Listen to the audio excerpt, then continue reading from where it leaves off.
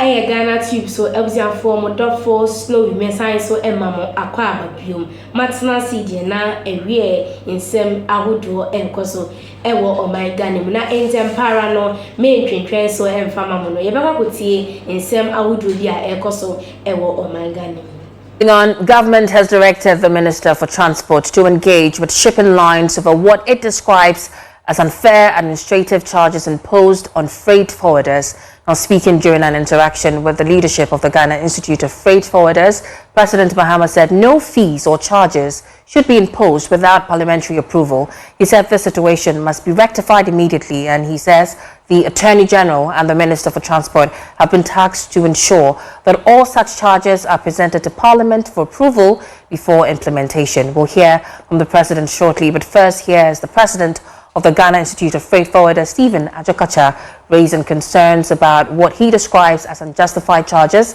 by shipping lines. Shipping lines in Ghana are charging administrative charges in USD, and none of the lines, they don't have an even charge. Every line has its own prices, which shouldn't be so. We've knocked at the door of Ghana Shippers Authority several times. Nothing is going on. So we took it upon ourselves that this is the place we can lay this issue. That shipping lines administrative charges are not even supposed to be charged, because if you do an export from here to China and you have even 20 containers on a bill of lading, the Chinese shipping line in that country charges only one container on the bill of lading. But here, if you have 20, you pay for the 20 administrative charges. What are they handling in the port when GAPOA is doing that? These are issues our immediate institution, Ghana Shippers Authority, should handle. For years, they are not doing anything about it. And we don't want to go further to do anything. So since we've come to our father, we are going to get resolution from here. We can now hear from the President stating that the Attorney General and the Minister for Transport have been tasked to ensure the fees and charges are brought before Parliament before implementation. One of the major complaints is about the shipping lines. Everybody is complaining about the shipping lines. We held a meeting not too long ago. I think GRA was there, the different groups, the Minister of Transport and all of them were there.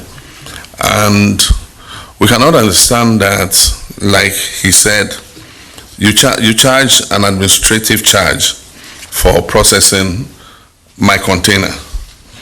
And so you process my container administratively on a piece of paper. And I bring one container. And then he brings 20 containers.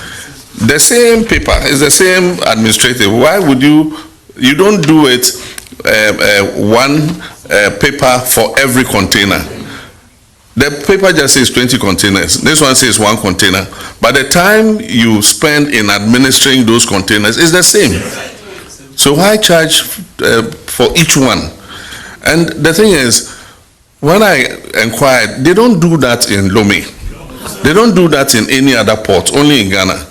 And so it really doesn't, make sense. We charged the Minister of Transport to go into it and sit with the shipping lines and look into those administrative charges. And the point is, the law says that fees and levies shall be ratified by Parliament. And so nobody can come and charge any fees within the jurisdiction of Ghana.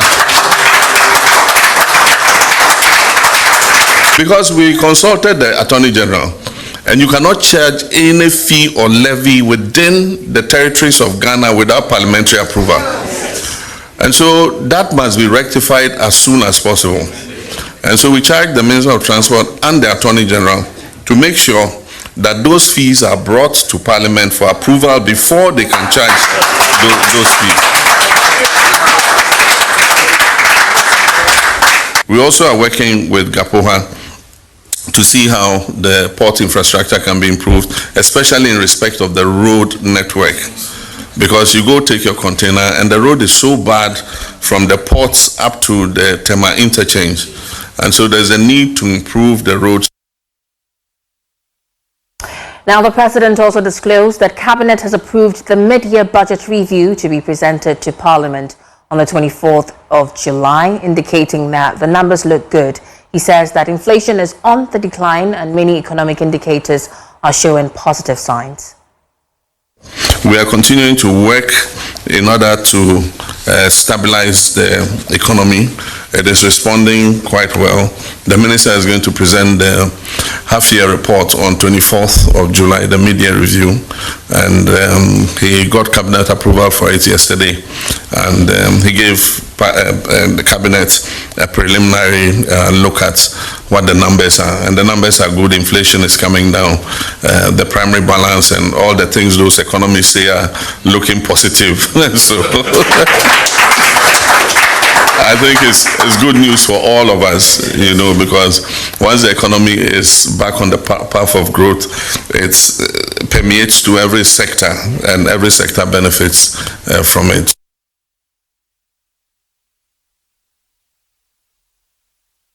Now, the National Peace Council has condemned the violence and act of assault that cast a dark shadow over the parliamentary rerun in the Ablekuma North constituency yesterday.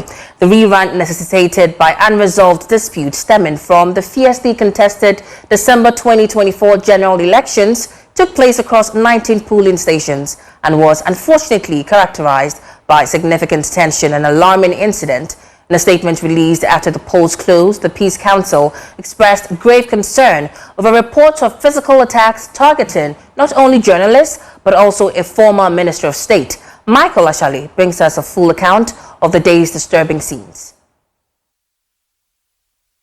The rerun of parliamentary elections in the orphan Ablekuma North constituency was anything but calm. What was expected to be a peaceful electoral process quickly descended into chaos. Violence marred the exercise from the onset. Former Minister for Fisheries and Aquaculture, Hawa Kumsin, was assaulted by thugs at the Methodist Church, Odoko 1 polling center. Yes. Now Hawa Kumsin is on the floor. That is what is happening here right now. That is what you can see inside. Get a closer look. The doors are locked, but that is what you can see here. Shortly after, deputy organizer of the MPP, Chris Asamoah, was also physically assaulted.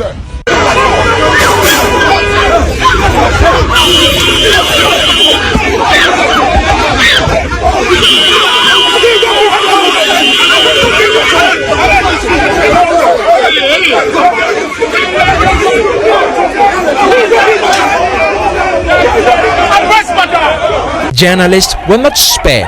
A Joy News reporter was assaulted in line of duty.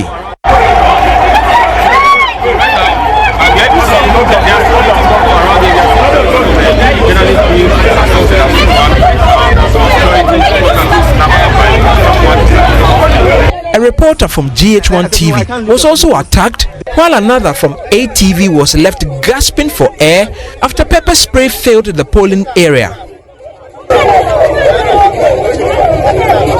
The Ghana Journalists Association has since condemned the attacks on media personnel. But we demand an immediate, thorough, and transparent criminal investigation into this matter. Since it's a case of assault. Assault is a second-degree terror. I was informed that I was saying, "Mudimuchi, am I could hear a year in Seminole?" Namini say, "Moitie, ama, mo de comment, me or commentation. When yes, I ever mammy, na making kai, and mamma fefe, aha, a Ghanatube, so be on subscribe ya. I was informed to was and not subscribing, na face me a year education bill, so send a behind Seminole Tuma, not win any in tempers. Member will free to say, Obella, not a thing, so was share in videos with our channel way. So I was informed for her. Ghanatube, so wonderful, snowy, Sissy, Macram.